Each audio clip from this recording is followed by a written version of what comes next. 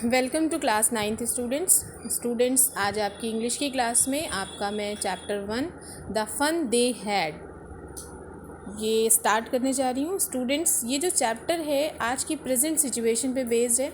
जैसा कि आज आप स्कूल से बिल्कुल दूर हो चुके हैं, आप इस कोरोना वायरस डिजीज़ की वजह से स्कूल नहीं जा पा रहे हैं। आपकी जो भी क्लासेस हो रही हैं वो ऑनलाइन हो रही हैं, वर्चुअल क्लासेस हो रही हैं, वर्चुअल क्लासरूम्स हैं आपके। आप कंप्यूटर के थ्रू अपनी पढ़ाई कर रहे हैं, मोबाइल के थ्रू पढ़ाई कर रहे हैं। तो ये स्टोरी जो है, ये जो राइटर हैं इसाक एमिवोव, इन्होंने इस स्टोरी को लिखा है और ये सिचुएशन 2157 इस ईयर की इन्होंने डिस्क्राइब की है कि इस ईयर में लगभग इसी तरह के स्कूल्स होंगे। उन्होंने पहले से ही इस वर्चुअल क्लासेस को इमेजिन कर लिया है। तो आज हमारे पास भी ऐसी ही सिचुएशन स्टार्ट हो गई हैं। जो फॉरेन कंट्रीज़ हैं वहाँ पर हमारी क्लासेस जो होती हैं, बच्चे मोस्टली स्कूल नहीं जाते हैं, वहाँ पर ऑनलाइन क्लासेस ही होती हैं और बच्चे अपने घर पे ही कंप्यूटर सेटअप होता है और उसी पे वो पढ़ते हैं। अब वही प्रैक्टिस हमें भी करनी होगी अपनी जो फ्यूचर जनरेशन है उसके लिए। तो लेट्स स्टार्ट अवर चैप्टर। इस चैप्टर में बताया गया है कि जो फ्यूचर का रीडिंग सेटअप होगा, यानी बुक्स होंगी और स्कूल्स होंगे, ये बच्चे सिर्फ ये सोचेंगे कि हाँ कोई स्कूल भी होता था और बुक्स भी होती थी, क्योंकि अब सारी चीज़ें कंप्यूटर पे प्रिंट सेव्ड होंगी और बुक्स वगैरह का जो वर्क है वो थोड़ा सा लेस हो जाएगा और बच्चे अपने इस कंप्यूटर से ही पढ़ाई करेंगे। जैसा कि ये देखिए डायग्राम यहाँ पर बना हुआ है, यहाँ पे दिया है स्कूल ऑफ फ्यूचर, यानी फ्यूचर के जो स्कूल होंगे वो कैसे होंगे। यहाँ पे एरोज़ के थ्रू सारी चीज़ें बताई गई हैं। जो टीचर होंगे आपके, वो आपके रोबोटिक टीचर्स होंगे, यानी कोई एक रोबोट होगा। आगे इन्वेंशंस हो रही हैं धीरे धीरे और हो भी गई हैं और हो रही हैं कि ये जो रोबोटिक टीचर्स हैं वो पढ़ाएंगे आपको। लर्निंग थ्रू कंप्यूटर्स, कंप्यूटर पे आपकी क्लासेस चल रही होंगी, आप उसको पढ़ रहे होंगे। वर्चुअल क्लासरूम कहते हैं कि वो क्लासरूम जो आपके घर में ही होते हैं। और मूविंग ई टेक्स्ट, और जो आपके कंप्यूटर पे बुक्स प्रिंट होंगी, उन बुक्स को आप ऊपर नीचे स्क्रॉल करेंगे और बस उन्हीं से पढ़ेंगे। आपको बुक के पेजेस को पलटना नहीं पड़ेगा, बुक पे कवर नहीं चढ़ाना पड़ेगा और बुक की सेफ्टी को भी आप इतना इम्पोर्टेंस नहीं देंगे, क्योंकि जब आप बुक से पढ़ेंगे ही नहीं, बुक की इतनी ज़रूरत ही नहीं होगी, सारे वर्क आपके ऑनलाइन और ई लर्निंग के थ्रू ही होंगे। तो ये एक फ्यूचर स्कूल की एक सेटअप बताया गया है कि फ्यूचर में स्कूल ऐसे होंगे।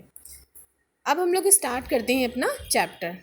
मार्जी even wrote about it that night in her diary on the page headed 17 May 2157 she wrote today Tommy found a real book.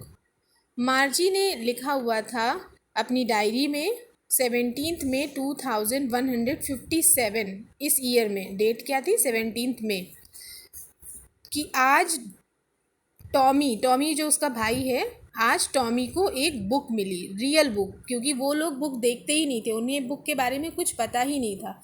तो उसने लिखा उस डेट में कि आज उसको एक बुक मिली। इट वॉज़ वेरी ओल्ड, वो कैसी थी, बहुत पुरानी थी। Margie's grandfather's one said that when he was a little boy, Margie के जो ग्रैंडफादर थे उन्होंने एक बार उनसे बताया था कि जब वो एक छोटे बच्चे थे तो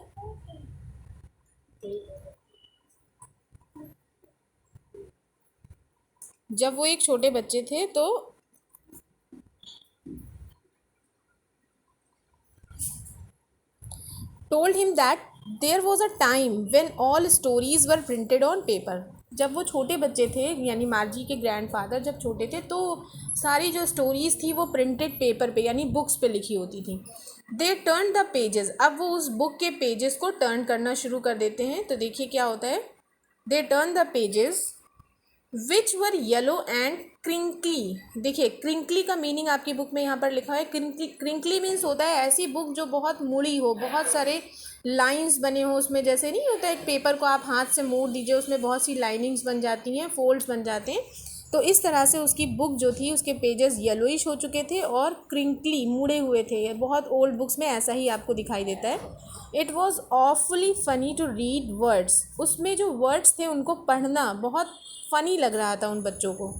that stood still instead of moving the way they were supposed to on a screen, क्योंकि जो उसके वर्ड थे वो मूव नहीं हो रहे थे। जैसे अभी आप जो सामने स्क्रीन देख रहे हैं अपनी बुक की, जो आपको अभी मैं पढ़ा रही हूँ, उसमें क्या हो रहा है, जहाँ पर इंस्टीड लिखा है, जहाँ पे मूविंग लिखा है, वो वहीं पर है, हम इसको कहीं इधर उधर स्क्रॉल नहीं कर पा रहे हैं। तो उनको बड़ा फ़नी लग रहा था कि ये कैसी बुक होती थी उस टाइम पे, कि इसके जो वर्ड्स हैं, इसके जो सेंटेंसेस हैं, ये कहीं इधर उधर हम ऊपर नीचे नहीं कर पा रहे हैं।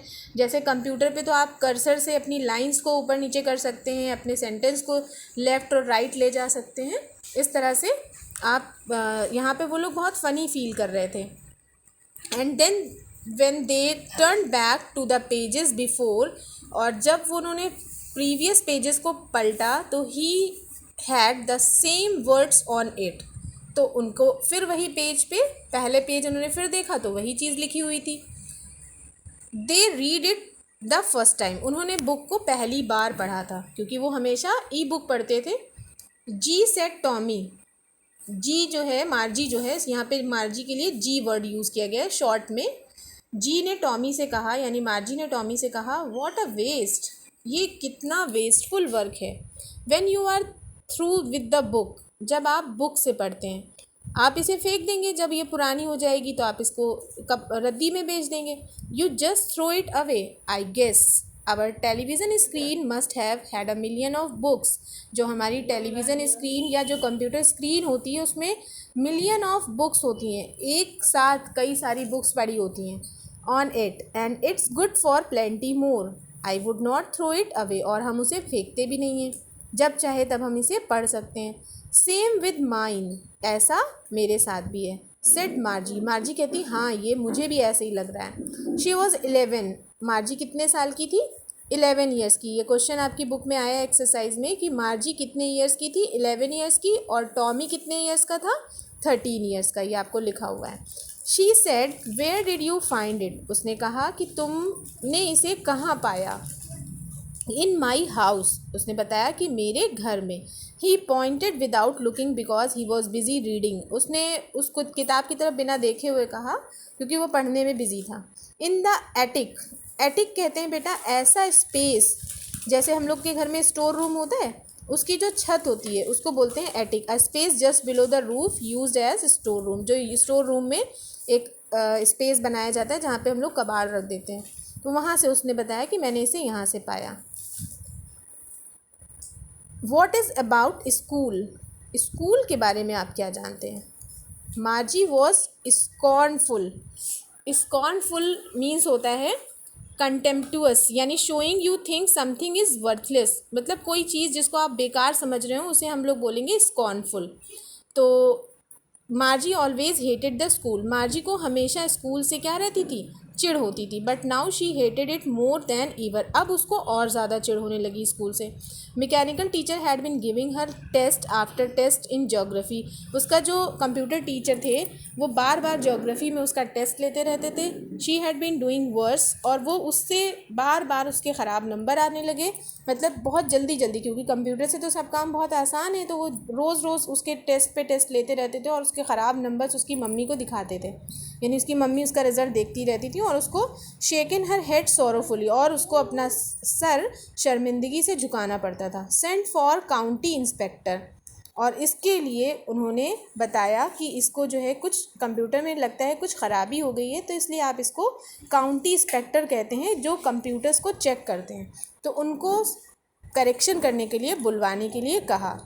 तो आप आज की क्लास आपकी 1, 2 और 3 पैरा में कंप्लीट करती हूँ मैं। नेक्स्ट क्लास आपको मैं नेक्स्ट डे कवर करूँगी। Okay, goodbye for now.